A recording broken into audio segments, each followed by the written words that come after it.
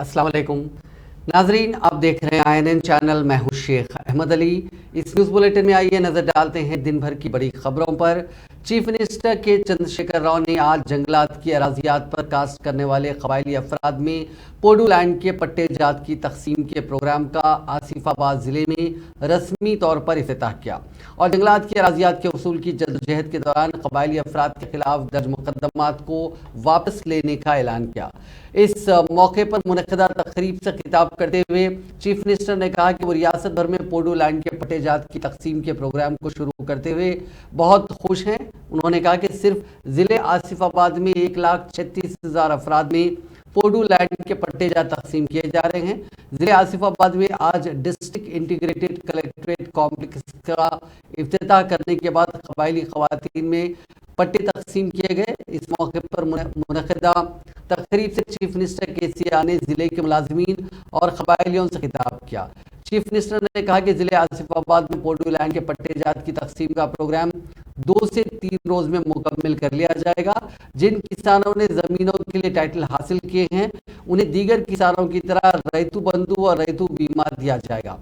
Programme में कुछ कबायली किसानों को रैतू बंधु के चेक हवाले किए गए। उन्होंने कहा कि ज़मीन की मिल्कियत ख़वातीन के नाम पर दी जा रही है। KCR ने कहा कि न सिर्फ अराजी के टाइटल दिए जाएंगे बल्कि कबायलियों के खिलाफ माजी में उन ज़मीनों के उसूल से दर्ज मुकदमात को भी ख़त्म किया जाएगा। इस सिलसिले में DGP अंजनी कुमार को इक़दाम करने की हिदायत दी गई। इस मौके पर चीफ मिनिस्टर ने ऐलान किया कि कबायली देहातों को बरखी की फराहमी अब तक तकरीबन मुकम्मल हो चुकी है और अब तमाम अजला के दूर दराज देहातों में कबायली खेतों को भी प्री फेज बरखी फराहम की जाएगी। उन्होंने कहा कि रियासत भर में 1,51,000 माफ कीजिएगा 1,51,000 एकड़ किसानों में 4,50,000 एकड़ पोडू लैंड ज़मीन तकसीम की जा रही है। उन्होंने कहा कि साबिक़ में मुत्तहिदा ज़िले आदिलाबाद में कबायली इलाकों में वबाई अमराज फैलते थे, लेकिन मिशन भागीरथ स्कीम के तहत हर घर में शफाफ पीने का पानी सरबराह किया जा रहा है, जिसकी वजह से वबाई अमराज ख़त्म हो गए हैं।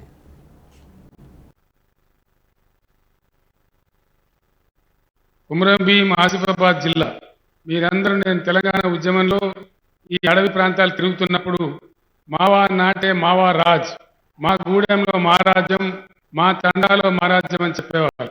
అనేక దశాబ్దాలు మీరు పోరాటం చేసినా అది సాధ్యం కాలేదు. కానీ బీఆర్ఎస్ గవర్నమెంట్ వచ్చిన తర్వాత రాష్ట్రంలో దాదాపు 3 నుంచి 4,000 గిరిజన గూడాలను, గిరిజన తండాలను ప్రత్యేక గ్రామ పంచాయతీలుగా ఏర్పాటు చేయడమే కాదు, మహనీయుడు పోరాట యోధుడు కొమ్రం భీం పేరు మీద కొమ్రం భీం ఆసిఫాబాద్ జిల్లా కూడా ఏర్పాటు చేసుకున్నాం. మీరందరూ కూడా ఉద్యమ సందర్భంలో సహకరించి నాతో పాటు పోరాటంలో ఉన్నారు కాబట్టి తెలంగాణ రాష్ట్రం మనకు వచ్చింది. తెలంగాణ వచ్చింది కాబట్టి కొమ్రం భీం ఆసిఫాబాద్ జిల్లా వచ్చింది. ఈరోజు ఆసిఫాబాద్ జిల్లా చాలా చక్కటి SP కలెక్టరేట్ కార్యాలయాలు ఏర్పాటు చేసుకున్నందుకు, నిర్మించుకున్నందుకు మీ అందరికీ కూడా నేను హృదయపూర్వకమైనటువంటి అభినందనలు తెలియజేస్తా ఉన్నాను. అదేవిధంగా బెజ్జూరు నుంచి ఆదిలాబాద్ పోవాలంటే ఒకప్పుడు చాలా బాధపడేవాళ్ళు. కానీ మీ ముంగితే మీ దగ్గరనే ఇలా జిల్లా కలెక్టరేట్, జిల్లా SP ఆఫీసు, ఇంకా చాలా జిల్లా ఆఫీసులు మీ దగ్గరికి రావడం, మీ సేవకు రెడీగా ఉండడం అనేది చాలా సంతోషం కలిగించే విషయం. అదేవిధంగా కళలో ఎవరు కూడా ఊహించి ఉండరు. ఒకప్పుడు వర్షాకాలం వచ్చిందంటే మంచం పట్టిన మన్యం అని పేపర్లలో వార్తలు వచ్చేది. అంటురోగాలతోని ఆదిలాబాద్ అడవి బిడ్డ సతమతమై చాలా మంది చనిపోయేవాళ్ళు. మనం మిషన్ భగీరథ ద్వారా చక్కటి నీళ్లు తెచ్చుకున్నాం, వైద్య వ్యవస్థను బాగు చేసుకున్నాం. కాబట్టి ఈరోజు మన్యం మంచం పట్టే సమస్య లేని లేదు. గత 3 సంవత్సరాలుగా అటువంటి దుస్థితి నుంచి మనం బయటపడమని మనవి చేస్తా ఉన్నాం. మరొక మంచి విషయం ఏంటంటే ఒకప్పుడు वज़ीर वल्दी नज़्म व नस्र KT रामाराव ने आज वज़ीर आज़म नरेंद्र मोदी से मुतालबा किया कि वो तेलंगाना के अवाम से किए गए वादों को पूरा करने में नाकामी पर अपने दौरे वरंगल के मौके पर अवाम से माफ़ी मांगी। वज़ीर मौसूफ ने महबूबाबाद जिले का तूफानी दौरा करते हुए मुख्तलिफ तरक्याती कामों का इफ्तिताह किया और कई कामों का संग बुनियाद रखा। इस मौके पर कबायली अफराद में पोडो लैंड के पट्टे जात की तकसीम की मुनक़िदा तकरीब से खिताब करते हुए तारक रामाराव ने मरकज़ की नरेंद्र मोदी हुकूमत पर तेलंगाना के साथ शदीद नाइंसाफ़ी करने का इल्ज़ाम आयद किया। उन्होंने कहा कि वज़ीर-ए-आज़म मोदी ने खम्मम जिले में स्टील फैक्ट्री और ट्राइबल यूनिवर्सिटी कायम करने का वादा किया था। अब वज़ीर-ए-आज़म ने अपने वादे को पूरा नहीं किया, जबकि रियासती हुकूमत ने यूनिवर्सिटी के क़याम के लिए 360 एकड़ अराजी भी मख्तस की है। उन्होंने कहा कि काजीपेट में कोच फैक्ट्री कायम करने का वादा करते हुए आज वो धोखा दे रहे हैं। ट्रेन के कोच बनाने की फैक्ट्री कायम करने के बजाय मरम्मत की दुकान कायम की जा रही है। उन्होंने मुतालबा किया कि मोदी को वादा खिलाफी करने पर तेलंगाना के अवाम से माफ़ी मांगनी चाहिए और वज़ीर-ए-आज़म मोदी को वरंगल के दौरे के दौरान किए गए वादों का जवाब देना चाहिए। గౌరవ ప్రధానమంత్రి గారు నరేంద్ర మోడీ గారు మన వరంగల్ జిల్లాకు వస్తుండట ఇంకో వారం రోజులలో. దయచేసి ఈ వేదికగా ఇక్కడ ఉన్న మా గిరిజన అన్నదమ్ములు అక్క చెల్లెల తరఫున రాష్ట్రంలోని అందరు గిరిజన బిడ్డల తరఫున మీ అందరి సోదరుడుగా నేను గౌరవ ప్రధానమంత్రి గారిని అడుగుతా ఉన్నా, డిమాండ్ చేస్తా ఉన్నా. అయ్యా, మేము మా ములుగు జిల్లా కేంద్రంలో మీరు మీ కేంద్ర ప్రభుత్వం అడిగితే 360 ఎకరాల పైచిలకు భూమిని వెంటనే ట్రైబల్ యూనివర్సిటీ కేటాయించాలని చెప్పి అక్కడ మేము ఇప్పటికే జాగా మీకు ఇచ్చినాం. ఎందుకు పెడతలేదు నీ కేంద్ర ప్రభుత్వం? చట్టంలో మాట ఇచ్చినారు మీరు. కేంద్ర ప్రభుత్వం ఆంధ్రప్రదేశ్ పునర్విభజన చట్టంలో తెలంగాణ ఏర్పాటు చేసేటప్పుడు పార్లమెంటులోనే మాట ఇచ్చినావు నువ్వు, నీ ప్రభుత్వం. ఏమన్నావు అన్నాడు? తప్పకుండా తెలంగాణలో గిరిజన బిడ్డల కోసం ట్రైబల్ యూనివర్సిటీ పెడతా అన్నావు. ఏమాయని ట్రైబల్ యూనివర్సిటీ అని నేను ప్రధానమంత్రి గారిని అడుగుతా ఉన్నా. వరంగల్ వచ్చినప్పుడు ఖచ్చితంగా సమాధానం చెప్పాలని చెప్పి కూడా మీ చప్పట్లతో ప్రధానమంత్రి గారిని డిమాండ్ చేయాలని చెప్పి కూడా నేను విజ్ఞప్తి చేస్తా ఉన్నా. ఇగో ఇక్కడనే ఉన్నది మా ఇల్లెందు ఎమ్మెల్యే హరిప్రియ నాయక్. హరిప్రియ గారి నియోజకవర్గంలో ఇదే జిల్లాలో బయ్యారం ఉన్నది. బయ్యారంలో ఉక్కు కర్మాగారం పెడతామని అదే చట్టంలో ఇదే కేంద్ర ప్రభుత్వం చెప్పింది. ఖచ్చితంగా ఉక్కు కర్మాగారం పెడతాం, అక్కడ నిక్షేపాలున్నాయి, ఇనుము నిక్షేపాలున్నాయి, ఉక్కు కర్మాగారం స్టీల్ అథారిటీ ఆఫ్ ఇండియా ద్వారా పెడతాం అని చెప్పి 9 ఏళ్ళైంది. ఏమైంది? ప్రధానమంత్రి గారు మా గిరిజన బిడ్డలకు, మా బయ్యారం బిడ్డలకు, మా ఇల్లెందు బిడ్డలకు ఇచ్చిన మాట మా మహబూబాబాద్ జిల్లాలో పెడతానన్న పరిశ్రమ ఎక్కడ పోయింది అని మీ చప్పట్ల ద్వారా గౌరవ ప్రధానమంత్రి గారిని అడగాలని చెప్పి నేను కోరుతా ఉన్నా. అది మాత్రమే కాదు, మన వరంగల్కు మాట ఇచ్చిండు, కోచ్ ఫ్యాక్టరీ పెడతా అన్నాడు. అంటే ఇంజన్లను ట్రైన్లను తయారు చేసే ఫ్యాక్టరీ పెడతా అన్నాడు కాజీపేటలో. నేను అడుగుతా ఉన్నా ప్రధానమంత్రి గారిని, ఇది ఎంత మోసం! పెట్టవన్నది ఏంది? నువ్వు ఏం పెడతా అని చెప్పినావు? చట్టంలో కోచ్ ఫ్యాక్టరీ పెడతా అన్నావు, రైలు తయారు చేస్తా అన్నావు. ఇవాళ ఏం పెడుతున్నావు? రైళ్లను రిపేర్ చేసే దుకాణం పెడుతున్నావు. ఇది तेलंगाना के वजीर खजाना टी हरीश राव ने जुमे को भद्रादरी कोत्तागुडम जिले के परवानचा में कबायलियों में अराजी के पट्टे जात तकसीम किए। उन्होंने कहा कि अब से पोडो लैंड्स पर तमाम हुकूक कबायलियों को हासिल होंगे। तकरीब से खिताब करते हुए हरीश राव ने कहा कि रैतु बंधु के साथ साथ किसानों को दी जाने वाली सभी मराहत अब इन कबायलियों को हासिल होंगी। इसके अलावा जंगलात के जिन पट्टे जात को इन कबायलियों के हवाले किया गया है, उन ज़मीनों को अब महकमे जंगलात के अहदेदार हाथ नहीं लगा सकेंगे। हरीश राव ने मजीद कहा कि माजी में पोडो अराजी के तनाज़ात के सिलसिले में कबायलियों के खिलाफ दर्ज किए गए तमाम मुकदमात को भी ख़त्म किया जाएगा। पोडो ज़मीनें ऐसी ज़मीनात हैं जिन पर कबायली काश्तकारी के ज़रिए काश्त करते हैं। उन्होंने ये भी कहा कि कबायलियों को ज़मीनों की विरासत का भी हक दिया जाएगा।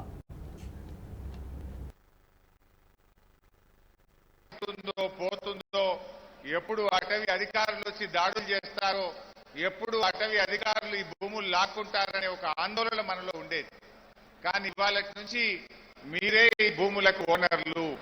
ఈ రోజు నుంచి మీరు అన్నదాతలుగా మారబోతా ఉన్నారు. ఈ భూములకు మీరు రైతులుగా ఇవాళ ఓనర్లుగా మారుతా ఉన్నటువంటి ఒక గొప్ప సందర్భంగా మనం చెప్పుకోవచ్చు. ఇక పోడు అనే దానికి, పోడు గోడుకు ఈ రోజు నుంచి వీడుకోలు. ఇక పోడు గోడు లేదు, మీ తెరువు ఏ అటవీ అధికారులు కూడా రారిక. ఈ రోజు మీ అందరికీ పాస్బుక్లు వస్తున్నాయి. ఆ భూములకు మిమ్మల్ని ఓనర్లుగా చేస్తూ ఇవాళ పాస్బుక్లు ఇచ్చేటువంటి ఒక గొప్ప సందర్భం ఇవాళ కొత్తగూడెంలో ఒక పండుగగా జరుగుతా ఉంది. ముఖ్యంగా ఎంత అదృష్టవంతులు కొత్తగూడెం జిల్లా వాసులంటే, రాష్ట్రం మొత్తం కూడా 4,06,000 ఎకరాలకు పట్టాలిస్తే ఒక్క కొత్తగూడెం జిల్లాలోనే 1,51,000 ఎకరాలకు ఈరోజు మనం పట్టాలు ఇచ్చుకుంటా ఉన్నాం. మూడవ వంతు కొత్తగూడెం జిల్లాకే లాభం జరుగుతూ ఉంది. 55,000 మంది రైతులకు ఈరోజు పట్టాలు వస్తా ఉన్నాయి. యావరేజ్ గా ఈ 55,000 రైతు కుటుంబాలకు ఒక్కొక్కరికి 3 ఎకరాల భూమికి పట్టాలు ఇచ్చే కార్యక్రమం జరుగుతూ ఉంది. ఒక పట్టానే వచ్చిందా, పట్టాతో పాటు 10 రకాల ప్రయోజనాలు మీరు పొందబోతా ఉన్నారు. భూమికి పట్టా ఒకటే వచ్చింది అనుకోవద్దు మీరు. పట్టాతో పాటు 10 రకాల లాభాలు రేపటి నుంచి, ఈ రోజు నుంచి మీరు పొందబోతా ఉన్నారు. ఏంటి ఆ 10 రకాల ప్రయోజనాలు? మొదటిది, ధరణిలో మీ పేరు ఎక్కడం, మీ చేతికి పాస్బుక్ రావడం, మీరు ఓనర్ గా మారేటువంటిది మొదటిది. రెండవ ప్రయోజనం, మా రామకృష్ణారావు గారు ఇప్పటికే ముఖ్యమంత్రి గారు ఆదేశాలు ఇచ్చారు. ఇవాళ మీకు పట్టా. रियासती वजीर तलसानी श्रीनिवास यादव ने बुनालू त्यौहार के इंतजामात का जायजा लिया। ये मीटिंग मंदिर कमेटी के अरकान और मुतल्लिका हुकाम के साथ मुनक़िद की गई। उन्होंने कहा कि बुनालू फेस्टिवल के लिए तमाम ज़रूरी इंतजामात बड़े पैमाने पर किए जा रहे हैं। उन्होंने अहदेदारों को मशवरा दिया कि वह अक़ीदतमंदों को किसी किस्म की तकलीफ ना होने दें। तलसानी श्रीनिवास यादव ने 10 जुलाई तक मंदिरों को चेक सौंपने का वादा भी किया। उन्होंने हुक्काम से कहा कि तमाम सड़कों की मरम्मत की जाए ताकि बुनालू के जुलूस को किसी किस्म की परेशानी का सामना ना करना पड़े।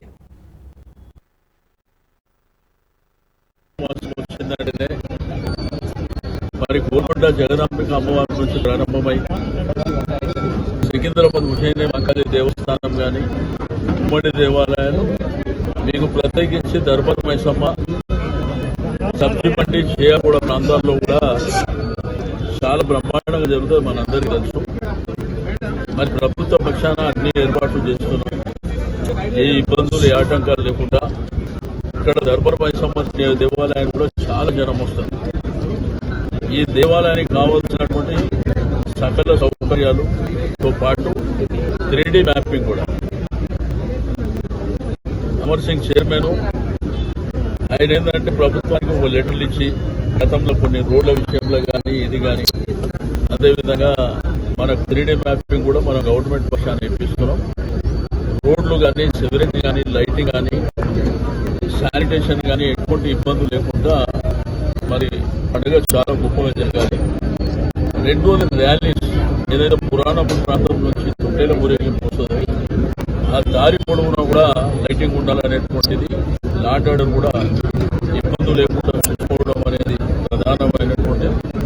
సేమ్ టైం సబ్సిమండి వాళ్ళు కూడా అబ్బాయి ఊరేగింపు తీస్తారు, ఆ ర్యాలీని కూడా దృష్టిలో ఉంచుకొని కార్యక్రమాలు బిఫోర్ నైట్ సాటర్డే నాడు ఏదైతే జియాగూడ ప్రాంతంలో కూడా తొట్టేల ఊరేగింపు చార్మినార్ వచ్చేటువంటి కూడా దాన్ని కూడా డైవర్షన్స్ తీసుకొని దాని ప్రికాషన్స్ కూడా తీసుకోమని చెప్పినాం. मरकजी वज़ीर सयाहत जी किशन रेड्डी ने जुमे को डाक सदन में तेलंगाना रियासत के 9 साल के पोस्टल कवर और तेलंगाना में बुद्धिस्ट हेरिटेज बागों पर कवर पर तस्वीरी पोस्ट कार्ड जारी किया। तकरीर से खिताब करते हुए किशन रेड्डी ने कहा कि वज़ीर आज़म नरेंद्र मोदी के विजन और नए इक़दामात ने इंडिया पोस्ट को एक मल्टी सर्विस एजेंसी में तब्दील करने में मदद की, जो शहरियों को वैल्यू फॉर मनी की बुनियाद पर खिदमात फराहम करती है। उन्होंने कहा कि महकमे डाक की खिदमात को आखिरी मील यानी लास्ट माइल कनेक्टिविटी के तौर पर इस्तेमाल करते हुए हुकूमत हिंद स्कीमों की तमाम खिदमात के लिए महकमे डाक को वन स्टॉप सोल्यूशन बनाने का मंसूबा बना रही है ताकि फलाही स्कीमों के समरात अवाम तक पहुँच सकें।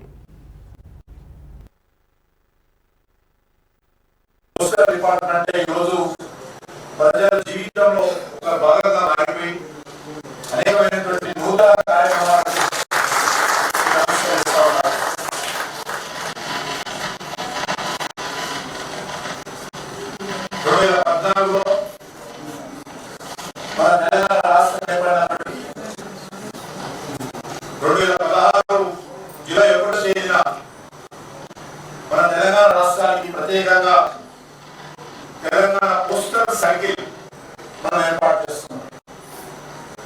ఆ రోజు నుంచి తెలంగాణ పోస్టల్ సైకిల్ ప్రత్యేకంగా ఏర్పాటైన తర్వాత తెలంగాణ రాష్ట్రంలో పోస్టల్ సంబంధించినటువంటి అనేక అన్ని రకాలుగా విస్తరించేటువంటి కార్యక్రమం చాలా పెద్ద ఎత్తున మన రాష్ట్రంలో చేసుకుంటున్నాం. పోస్టల్ సర్కిల్ ద్వారా, తెలంగాణ పోస్టల్ సర్కిల్ ద్వారా ఈ యొక్క సర్వీసెస్ ఏవైతే ఉన్నాయో పోస్టల్ డిపార్ట్మెంట్ సర్వీసెస్ చాలా పెద్ద ఎత్తున మనం ప్రజా జీవనంలో భాగమవుతూ ముందుకెళ్ళడం జరిగింది.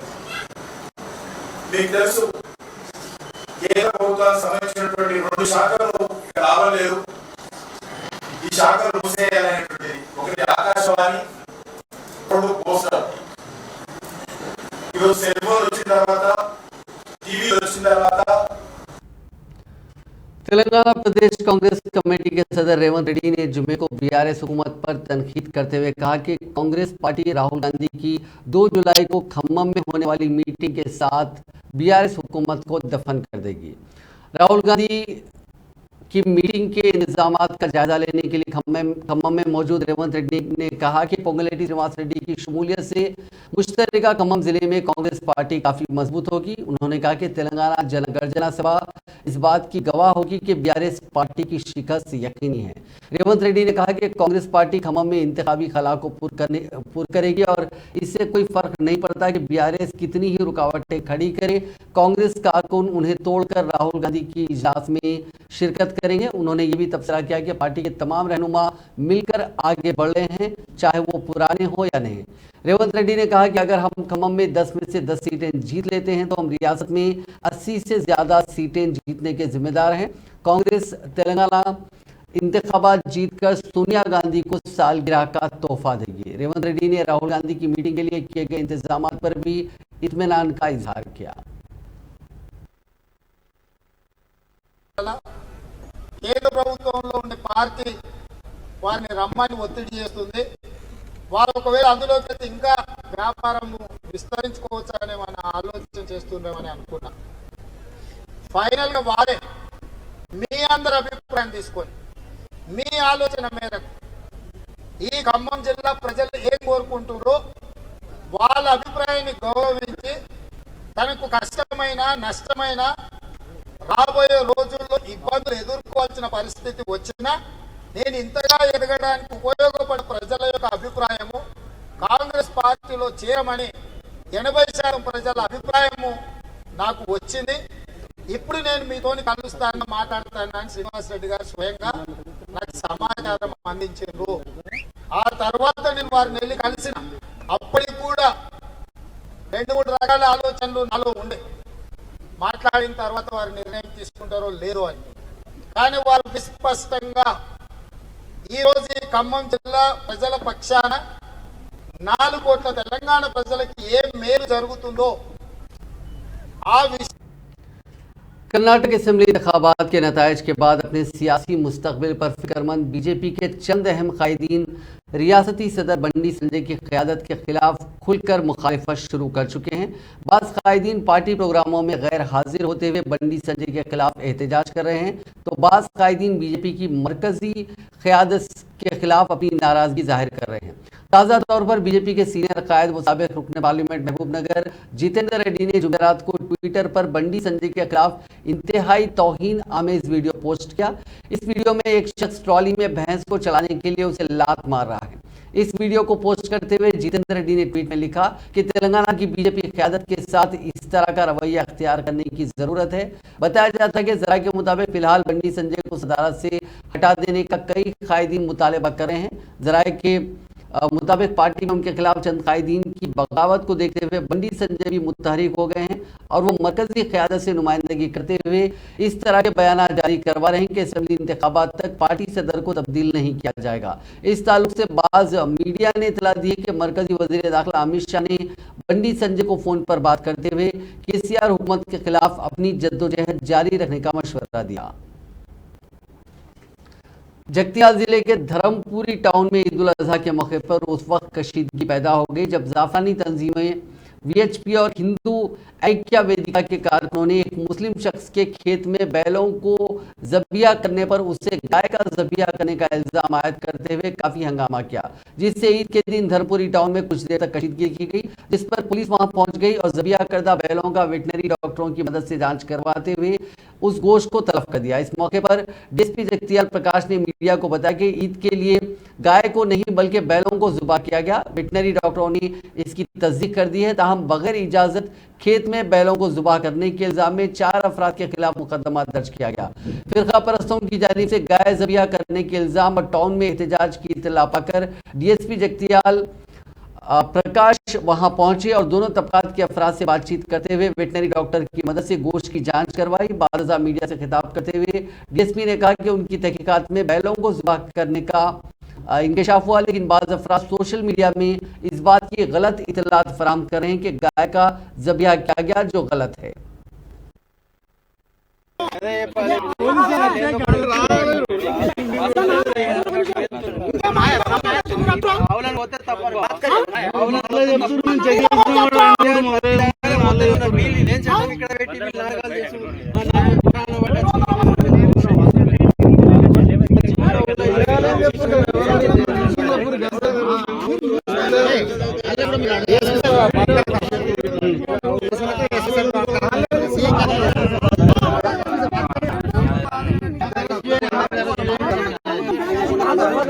इधर है मैं अपना वो घंटे पता है सब है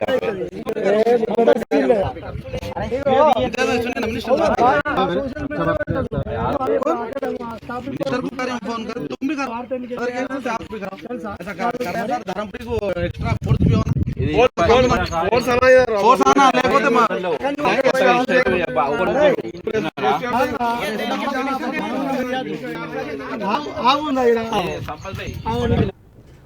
मौलाना मोहम्मद हुसामुद्दीन सानी आखिल जाफर पाशा अमीर अमारत मिल्लत इस्लामिया तेलंगाना व आंध्र प्रदेश व रुकन मुस्लिम पर्सनल बोर्ड ने मरकजी हुकूमत की जानिब से यकसान सिविल कोड लाने की कोशिशों की शदीद मजम्मत की और उसे नाकाबिल कबूल व नाकाबिल अमल करार दिया। उन्होंने कहा कि शरीयत को मिटाने की साजिशें और यकसान सिविल कोड को लाने की कोशिशें की जा रही हैं।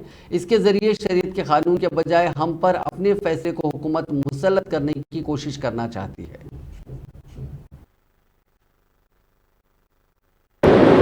आइए, आज मैं यहाँ एक पर्सनल लॉ बोर्ड का एक पेपर लेकर आया हूँ।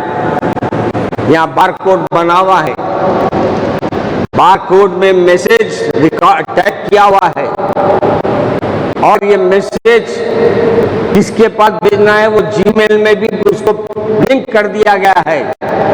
ये लॉ कमीशन का मैसेज आप भेज रहे हैं कि हम ये कानून को मानने के लिए तैयार नहीं है, एक्साइज सिविल कोड की हम मुखालिफत करते हैं और हम हमारी शरीयत के अहकामात पे खुश है नहीं है।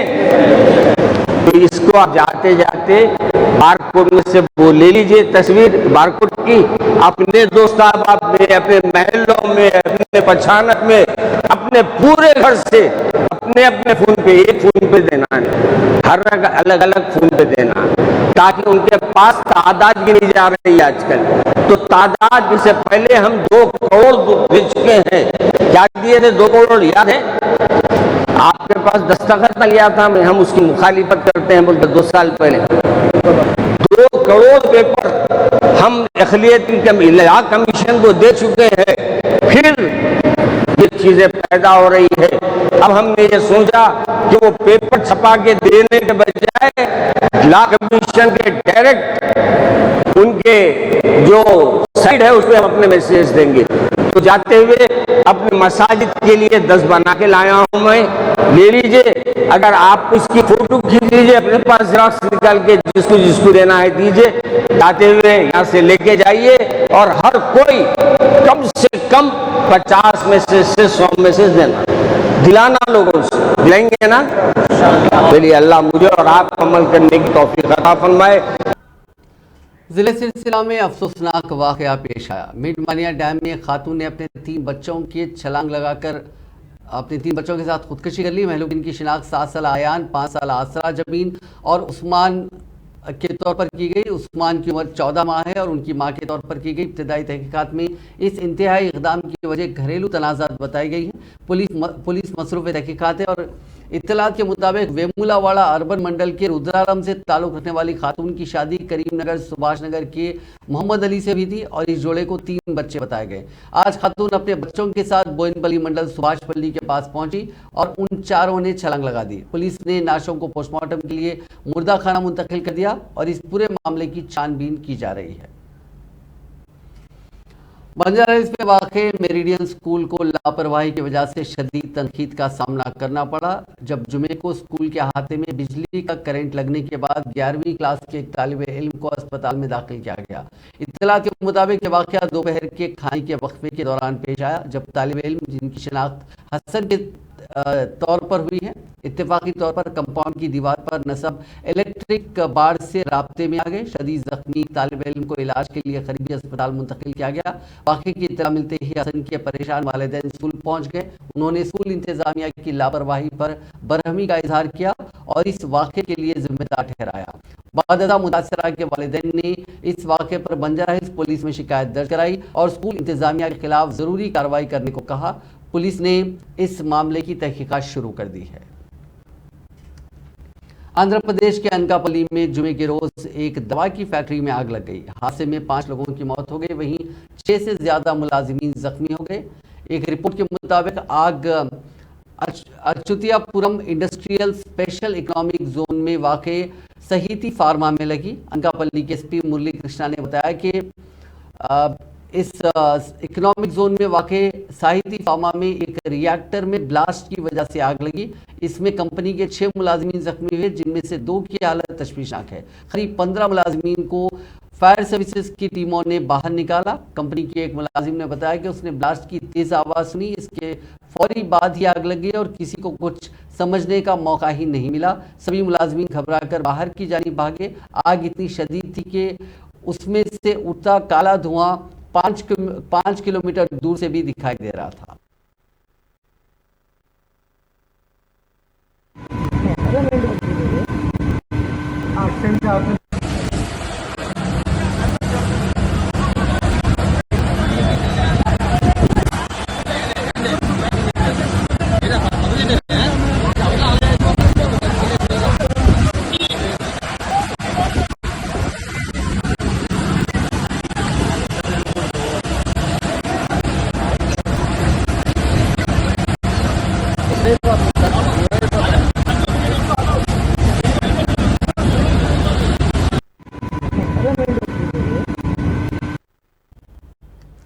तेलंगाना के निर्मल जिले में ईद उल अजहा के दिन एक अफसोसनाक वाकया पेश आया जिसमें 2 नौजवान सड़क हादसे में जाँ बहक हो गए। जुमेरात को निर्मल जिले के कड़म मंडल में सड़क हादसे में 2 नौजवानों की मौत हो गई। इस हादसे से बकरीद के दिन उनके घर में खुशियों के बजाय मातम मच गया। तफसीलात के मुताबिक कड़म मंडल मुस्तगर के सैयद समीउद्दीन और मोहम्मद जियान ईद की नमाज के बाद बाइक पर किसी काम से जा रहे थे कि पिड्डा बेलाल के मजाफाती इलाके में तालाब के करीब उनकी बाइक दरख्त से टकरा गई। उसके नतीजे में सैयद समीउद्दीन की मौके पर ही मौत हो गई। शदीद जख्मी मोहम्मद जियान खानापुर अस्पताल ले जाते हुए रास्ते में ही दम तोड़ दिया। बताया जाता है कि 2 नौजवानों की उम्र 18 साल थी। पुलिस ने मुकदमा दर्ज करके लाशों को अस्पताल मुंतकिल कर दिया। तेलंगाना के करीमनगर शहर में एक खातून का उसी के अपार्टमेंट में इंतहाई बेदर्दी से कत्ल कर दिया गया। ये वाकया जुमे की सुबह करीमनगर शहर के भगत नगर के एक अपार्टमेंट में पेश आया। इब्तदाई इत्तलात के मुताबिक भगत नगर अपार्टमेंट में रहने वाली सरिता ने रियल एस्टेट बिजनेसमैन को 25 लाख रुपए का कर्ज दिया था। रकम वापसी करने के मामले में इन दोनों के दरमियान झगड़े चल रहे थे। बताया गया कि रियल्टर और सरिता के दरमियान आज रकम के मसले पर झगड़ा हुआ और इस दौरान उसने सरिता पर हमला कर दिया। सरिता की मौके पर ही मौत हो गई। मुतवफ़्फ़ी सरिता के 2 बच्चे थे। खातून के भाई की शिकायत पर पुलिस ने मौके पर पहुंचकर मुकदमा दर्ज करके तफ्तीश शुरू कर दी है। कत्ल की मुकम्मल तफसीलात का अभी पता नहीं चल सका। तेलंगाना के मंचिर्याल जिले के एक रुकने असेंबली की जानिब से जिनसी तौर पर हरासमेंट करने का इल्ज़ाम लगाते हुए एक लड़की ने खुदकुशी की दोबारा कोशिश की। मकामी लोगों ने उसे जुबली हिल्स में एक मंदिर के करीब फुटपाथ पर बेहोशी की हालत में पाया और पुलिस को इतला दी। पुलिस मौके पर पहुंची और उसे ऑटो में अस्पताल ले गया। सेजल के हैंडबैग से नींद की गोलियां और खत मिला। मकामी लोगों ने बताया कि जुमेरात की दोपहर के करीब 1:30 बजे सेजल ने नींद की गोलियां खाकर बेहोश हो गई। सेजल पिछले चंद दिन से एक रुकने असेंबली के खिलाफ इल्जामात लगा रही थी। उसने हाल ही में दिल्ली में कौमी कमीशन बराए खवातीन में भी शिकायत दर्ज करवाई थी ताकि एमएलए के खिलाफ कार्रवाई की जा सके। नाजरीन, इस न्यूज बुलेटिन में बस इतना ही। आप देख रहे हैं INN चैनल।